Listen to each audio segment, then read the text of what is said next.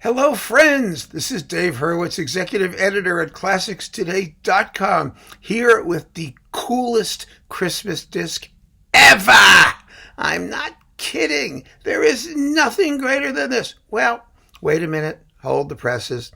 The second coolest Christmas disc ever. As we all know, the coolest Christmas disc ever is Tinnitus Classics' own The 12 Tones of Christmas. But if you can't find the 12 Tones of Christmas beyond the fabulous extract that I played for you in the video promoting the album, then I recommend this. It comes from Australian Eloquence. The geniuses at Australian Eloquence have dug around in the Decca archives, and they have come up with this two-disc masterpiece. Stories for Christmas. Now, you know this has to be the coolest Christmas album ever because, first of all, I like it. I couldn't care less about Christmas. And second of all, it's not even about the music. It's a spoken word disc. And I hate spoken word discs. They make me absolutely crazy. I mean, really, there's nothing more irritating. But this is fabulous. Fabulous, fabulous, fabulous, fabulous, extraordinary.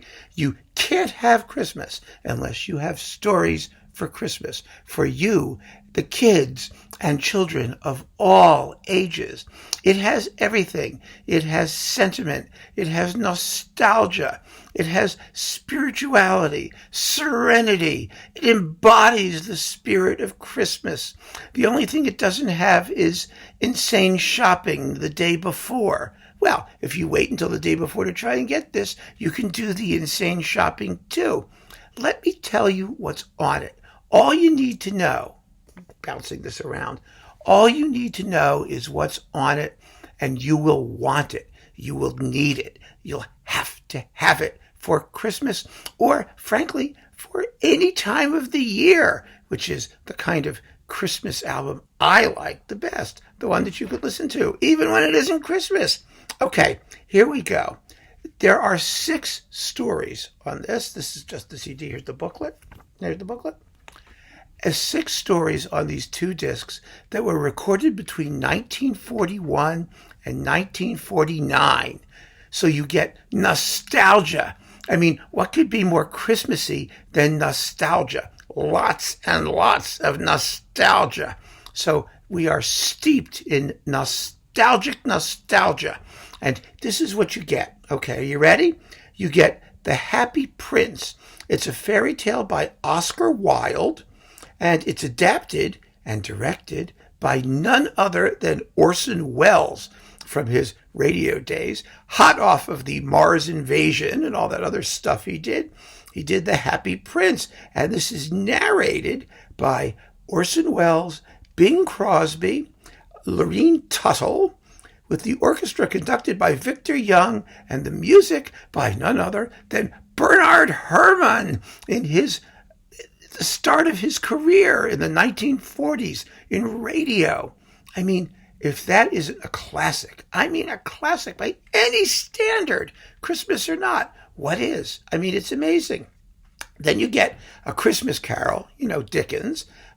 This is adapted by some guy that we don't care about, but it's narrated by the celebrated British actor Ronald Colman, and the orchestra is directed by Victor Young. Then we get Mr. Pickwick's Christmas, which is also Charles Dickens. And get this, it's narrated by Charles Laughton, the amazing Charles Laughton, and the music is composed and conducted by Hans Eisler. I mean, Hans Eisler. Who is Hans Eisler, you might ask? Okay, let me tell you a little story.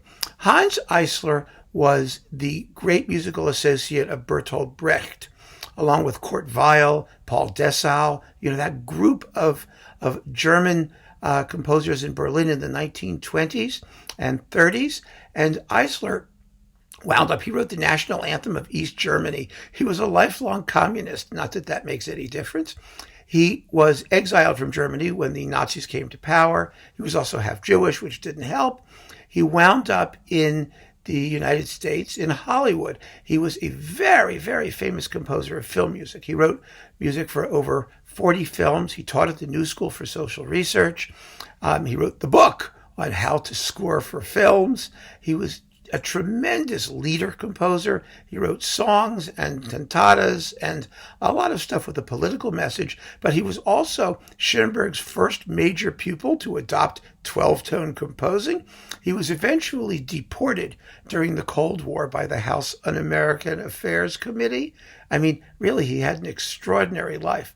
All the sort of left-leaning musicians, and even those who weren't, some of them came to his defense, including Leonard Bernstein and Aaron Copland, and it didn't make any difference. They sent him to East Germany, and that's where he became more famous than any place else, was when he was back in East Germany doing theater pieces and working with Brecht. However, his life in East Germany was fairly unhappy, and he died around 1962, and he was only 64 years old.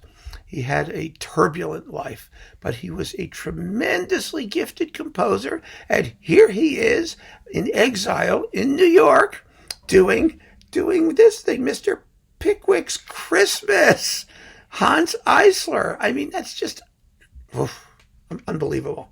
Okay, next on disc number 2, we get The Small One. These are stories by Charles Tazewell. Now, don't ask me who Charles Tazewell is. I have no idea. But the music in this case is by Victor Young, and it's narrated by Bing Crosby. Bing Crosby, folks. And then we get The Littlest Angel, narrated by Loretta Young, another celebrated personality from Hollywood. And finally, The Lullaby of Christmas. Ooh, The Lullaby of Christmas. Here, the music is composed and conducted by Carmen Dragon and narrated by Gregory Peck. I mean, Gregory Peck. I mean, this is just so cool. How Australian Eloquence and the guys there found this, I have no idea. But I gotta tell you, if I'm going to get a Christmas album after the 12 Tones of Christmas on Tinnitus Classics, subject of a video on this channel, I'm going to get Stories for Christmas. I just think this is a cultural artifact of the highest order. Absolutely a fascinating burrowing about in the Decca archives, and an extraordinary example of what records were doing back in the 1940s and how Christmas was celebrated on recordings in the 1940s. It's just marvelous. It's absolutely marvelous. It is a period piece like no other. So I cannot recommend this strongly enough. I really, really can't. Stories for Christmas, folks, on Australian Eloquence, which is actually Decca Eloquence. If you want to get technical, find it, buy it, celebrate it. Merry Christmas. Keep on listening. Thanks. Take care.